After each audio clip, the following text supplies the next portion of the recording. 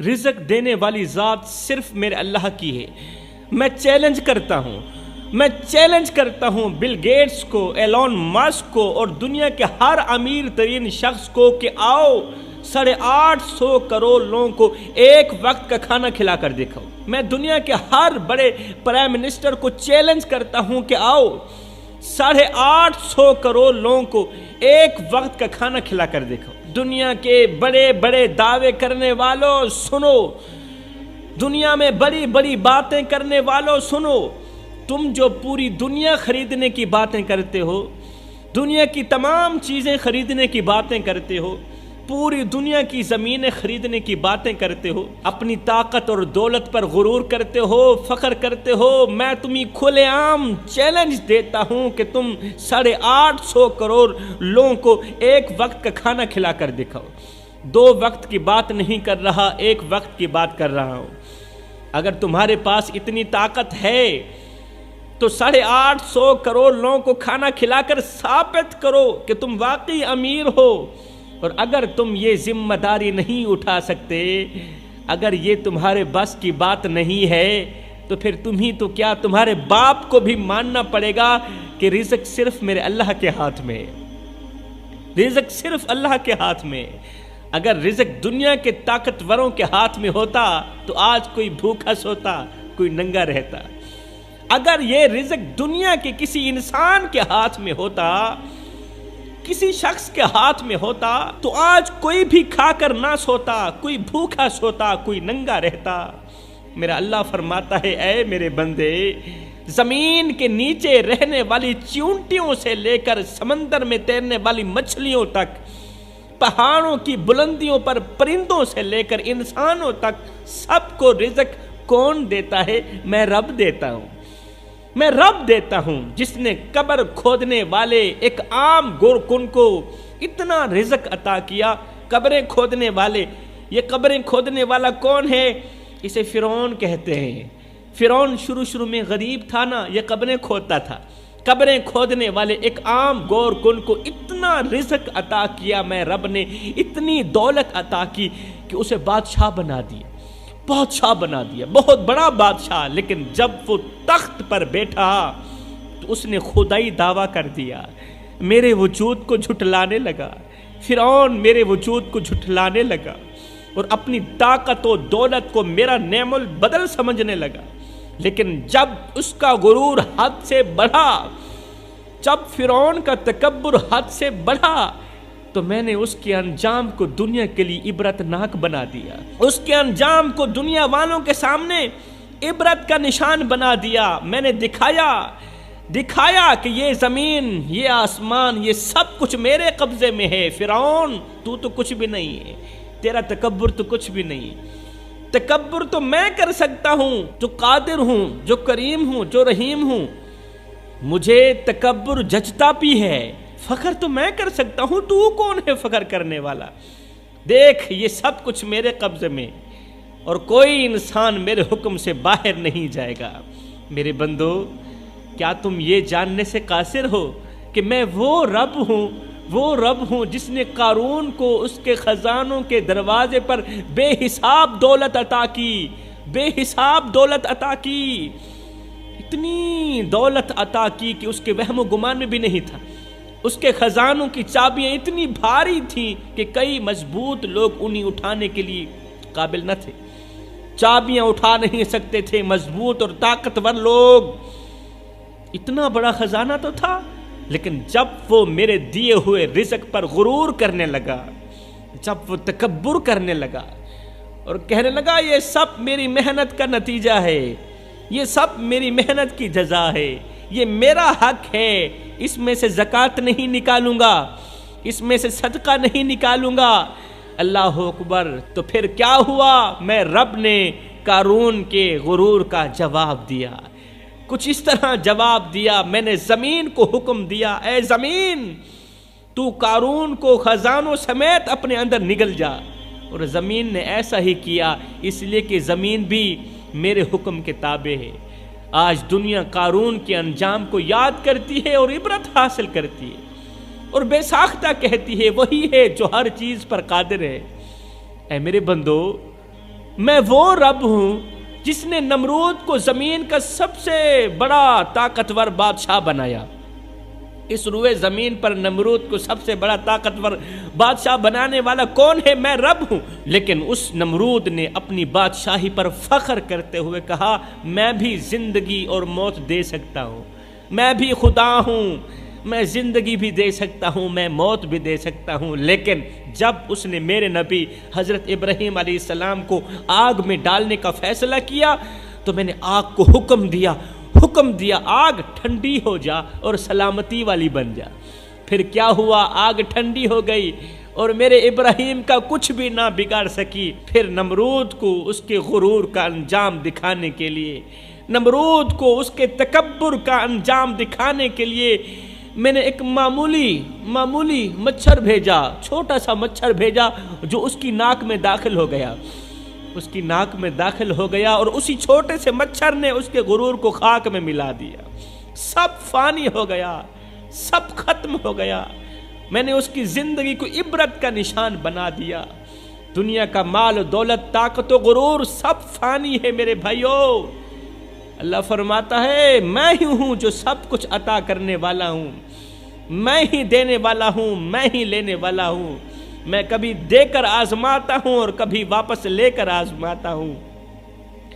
آج کا انسان ہمیشہ اچھے انسان سے محبت کرتا ہے، ایک میں رب ہی ہوں جو برے انسان کو بھی اکیلا نہیں چھوڑتا، گندے سے گندے انسان کو بھی اکیلا نہیں چھوڑتا۔ میرے بھائیوں، میرے دوستوں، دیکھ لیا تم نے، دیکھ لیا قارون کے خزانے زمین میں دفن ہیں، فرعون کا غرور دریا میں ڈوبا ہوا ہے، اور نمرود کے تخت پر ایک مچھر کا نام لکھا گیا جس نے نمرود کے تکبر کو خاک میں ملایا، جس مچھر نے نمرود کے فخر کو نمرود سمیت مٹی کے اندر دفن کر دیا۔ دنیا کے بڑے بڑے بادشاہ آتے ہیں اور چلے جاتے ہیں، لیکن وہی اللہ باقی رہتا ہے جو سب کچھ عطا کرتا ہے۔ وہ اللہ فرما رہا ہے اے میرے بندو تم میرے بندے ہو اور میں تمہارا رب ہوں۔ اللہ فرماتا ہے اے میرے بندو تم میرے بندے ہو اور میں تمہارا رب ہوں، تم میری مخلوق ہو اور میں تمہارا خالق ہوں، تم میرے غلام ہو اور میں تمہارا مالک ہوں، تم میرے محب ہو اور میں تمہارا محبوب ہوں۔ پھر مجھے بتاؤ جب تم پر کوئی مصیبت آتی ہے، جب تم پر کوئی پریشانی آتی ہے، جب تم غربت کی دلدل میں پھنستے ہو، جب غربت تمہارا دامن پکڑ لیتی ہے، جب زندگی کے دکھ تمہیں جھکا دیتے ہیں، تو تم مجھے چھوڑ کر غیروں کے دروازوں پر کیوں جاتے ہو؟ میرے جیسے رب کو چھوڑ کر، میرے جیسے اللہ کی دہلیز چھوڑ کر، میری چوکھٹ چھوڑ کر غیروں کے آگے ہاتھ پھیلانے سے تمہیں شرم نہیں آتی؟ جب تمہارے ہاتھ مانگنے کے لیے اٹھتے ہیں تو وہ کسی اور کے سامنے کیوں پھیلتے ہیں کسی اور کے سامنے؟ کیا تم یہ سمجھتے ہو کہ میں رب سو گیا ہوں؟ دنیا کے بادشاہوں کو دیکھو، ان کے دروازے دن کے وقت ہی بند ہو جاتے ہیں، رات کے اندھیروں میں تو مضبوطی سے بند ہو جاتے ہیں، کوئی اندر نہیں آئے گا۔ دربان کہتا ہے چلے جاؤ، بادشاہ آرام کر رہا ہے، مگر میں وہ رب ہوں جس کے دروازے نہ دن کو بند ہوتے ہیں اور نہ ہی رات کو بند ہوتے ہیں۔ میرا دروازہ ہر لمحے کھلا رہتا ہے، میں تمہاری فریاد سنتا ہوں، چاہے تم فجر کی اذان میں رو، چاہے تم فجر کی اذان میں آنسو بہاؤ یا رات کی تاریکی میں اپنی پریشانی میرے سامنے بیان کرو، میں تمہاری فریاد سنتا ہوں۔ میں رب تمہاری دعاؤں کا شدت سے انتظار کرتا ہوں۔ میں چاہتا یہ ہوں کہ تم میرے سامنے جھکو، اپنا قیمتی سر میں رب کے آگے جھکاؤ، مجھ سے مانگو، لیکن تم غیروں کے آگے جھک جاتے ہو، غیروں کے آگے ہاتھ پھیلا کر مجھے ناراض کرتے ہو، مجھے خفا کرتے ہو۔ حضرت سیدنا علی المرتضیٰ شیر خدا کرم اللہ وجہہ الکریم فرماتے ہیں جب تمہاری زندگی میں غربت، پریشانیاں اور مصیبتیں آنے لگے تو فوراً یہ 5 عمل ضرور کر لینا۔ جب بھی اپنی زندگی میں پریشانیوں کو آتے ہوئے دیکھو تو فوراً یہ 5 عمل ضرور کر لینا۔ یہ 5 عمل تمہارے گھر میں آنے والی غربت کو روک دیں گے، آنے والی مصیبتوں کو روک دیں گے، تمہاری پریشانیوں کو شکست دیں گے یہ 5 عمل، اور تمہارے گھر میں خوشحالیوں کا سامان پیدا کریں گے۔ یہ عمل نہ صرف تمہارے رزق کے دروازے کھولیں گے بلکہ تمہارے گھر کو کبھی بھی غربت کی دلدل میں نہیں گرنے دیں گے۔ زندگی کبھی ایک جیسی نہیں رہتی میرے بھائیوں، کبھی دن اچھے ہوتے ہیں تو کبھی پریشانیوں کا سایہ چھا جاتا ہے، کبھی رزق کی فراوانی ہوتی ہے تو کبھی ایسا لگتا ہے کہ تمام دروازے بند ہو گئے ہیں ہمارے لیے۔ ایسا لگتا ہے نا کہ ہمارے لیے رزق کے تمام دروازے بند کر دیے گئے۔ ایسے وقت میں انسان مایوسی کے گہرے گڑھے میں گرنے لگتا ہے، مایوسی کے گہرے گڑھے میں، مطلب کہ اتنے بڑے گناہ کے گہرے گڑھے میں گرنے لگتا ہے۔ لیکن یاد رکھو، مایوسی مومن کا راستہ نہیں، مایوسی ایمان والوں کا راستہ نہیں۔ حضرت سیدنا علی المرتضیٰ شیر خدا کے یہ الفاظ ہمیں یاد دلاتے ہیں کہ مشکلات میں بھٹکنے کے بجائے ہمیں اللہ کے بتائے ہوئے اصولوں پر عمل کرنا چاہیے۔ جو اللہ اصول بتاتا ہے ان پر عمل کرنا چاہیے، نہ کہ رونا چاہیے۔ یہ اصول نہ صرف تمہاری غربت اور مصیبت کو دور کریں گے بلکہ تمہاری زندگی میں برکتیں اور ڈھیروں خوشیاں لے کر آئیں گے۔ حضرت سیدنا علی المرتضیٰ شیر خدا کرم اللہ وجہ الکریم فرماتے ہیں جب حالات خراب ہونے لگیں تو اس وقت اپنے رب کی طرف رجوع کرو اپنے گھر کی دہلیز پر یہ 5 اعمال لے کر آؤ جو غربت کو دروازے کے باہر لے جاتے ہیں، پھر کبھی اندر نہیں آنے دیتے، پھر ہمیشہ کے لیے انسان حشاش بشاش خوش رہتا ہے، جو یہ 5 عمل بڑے شوق سے کرتا ہے۔ اب عورتیں، مرد، میاں بیوی، چھوٹے بڑے، یہ دل کے کانوں سے سنیں کہ وہ کون سے 5 اعمال ہیں۔ آؤ حضرت سیدنا علی المرتضیٰ شیر خدا کرم اللہ وجہ الکریم سے پوچھتے ہیں کہ آخر وہ 5 اعمال کون سے ہیں۔ حضرت علی رضی اللہ تعالیٰ عنہ فرماتے ہیں پہلا عمل نماز۔ اے بندے، نماز تمہارا سب سے بڑا ہتھیار ہے، یہ وہ ستون ہے جو تمہاری رزق کو مضبوط کرتا ہے۔ اگر تم دنیا کے غموں سے بچنا چاہتے ہو دنیا کی مصیبتوں سے، پریشانیوں سے، تو نماز کو کبھی نہ چھوڑنا، خاص طور پر فجر کی اور عشاء کی نماز کو۔ نماز وہ چابی ہے جو بند دروازے بھی کھول دیتی ہے اور تمہارے رزق میں برکت ڈالتی ہے۔ نمازی انسان کبھی پریشان نہیں ہوگا، پریشان ہوگا بھی صحیح تو یہ جو نماز ہے جلد از جلد اس کی اس پریشانی کا حل کرے گی، پریشانی جڑ سے ختم کرے گی۔ حضرت علی فرماتے ہیں دوسرا عمل استغفار تمہارے گناہوں کو دھو دیتا ہے اور تمہارے لیے آسمان سے رحمتوں کے دروازے کھول دیتا ہے۔ یہ تمہارے دل کو صاف کرتا ہے، تمہارے دل کو صاف بھی کرتا ہے اور تمہارے رزق کو وسیع بھی کر دیتا ہے۔ کون سا عمل؟ استغفار۔ جو شخص استغفار کرتا ہے اللہ اسے مصیبتوں سے نکال کر کامیابی کی طرف لے جاتا ہے۔ رسول کریم صلی اللہ علیہ وآلہ وسلم نے فرمایا جو شخص استغفار کو لازم پکڑ لے اللہ اس کے لیے ہر تنگی سے نکلنے کا راستہ بنا دیتا ہے اور اسے وہاں سے رزق دیتا ہے جہاں سے بندے کو کوئی وہم و گمان بھی نہیں ہوتا۔ حضرت علی فرماتے ہیں تیسرا عمل، گھر میں رزق لانے والا، پریشانیوں کو دور کرنے والا، مصیبتوں سے چھٹکارا دینے والا تیسرا عمل صدقہ تمہارے مال کو کم نہیں کرتا بلکہ اسے کئی گنا بڑھاتا ہے۔ یہ تمہاری رزق میں برکت ڈالنے کا ذریعہ بنتا ہے۔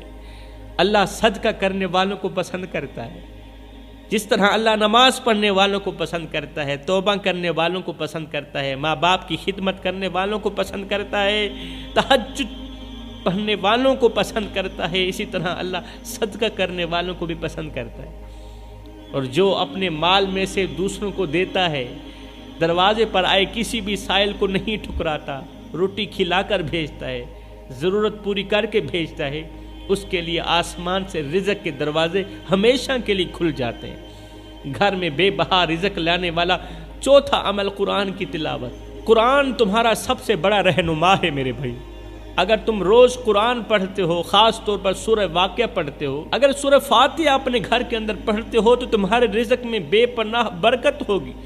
قرآن کی تلاوت دل کو بھی سکون دیتی ہے اور رزق بانٹنے والے فرشتوں کو ناراض بھی نہیں ہونے دیتی۔ رزق بانٹنے والے فرشتوں کو ہمیشہ کے لیے تم پر خوش رکھتی ہے، وہ خوش رہتے ہیں اور جب بھی آسمان سے اترتے ہیں سیدھا تمہارے گھر کی طرف رخ کرتے ہیں۔ جو لوگ قرآن پڑھتے ہیں نا، رحمت کے فرشتے ان پر بڑے ہی خوش ہوتے ہیں۔ حضرت علی رضی اللہ تعالیٰ عنہ فرماتے ہیں 5واں عمل اللہ پر بھروسہ، اللہ پر یقین۔ اللہ پر بھروسہ وہ طاقت ہے جو تمہیں مصیبتوں سے نکالتی ہے۔ یہ طاقت انسان کو مصیبتوں سے نکالتی ہے اور تمہارے لیے راستے آسان کر دیتی، ہر مشکل ترین راستہ آسان کر دیتی، کانٹوں سے بھرا ہوا راستہ صاف کر دیتی۔ اگر تم اللہ پر یقین رکھو گے تو وہ تمہارے لیے وہ کر دکھائے گا جو تمہارے تصور سے باہر ہوگا، جو تمہارے وہم و گمان میں بھی نہیں ہوگا۔ میرے بھائیوں اور بہنوں، اگر تم اپنی زندگی میں ان 5 اعمال کو اپنا لو تو نہ صرف غربت تمہارے دروازے سے دور رہے گی، بلکہ تمہاری زندگی خوشیوں سے بھر جائے گی، تمہارے گھر رزق کی بارش برسے گی، پھر تمہارے گھر میں کبھی پریشانی نہیں آئے گی۔ میں دعا کرتا ہوں اللہ ہم سب کو ڈھیروں خوشیاں عطا فرما، ہمارے گھر کو جنت کا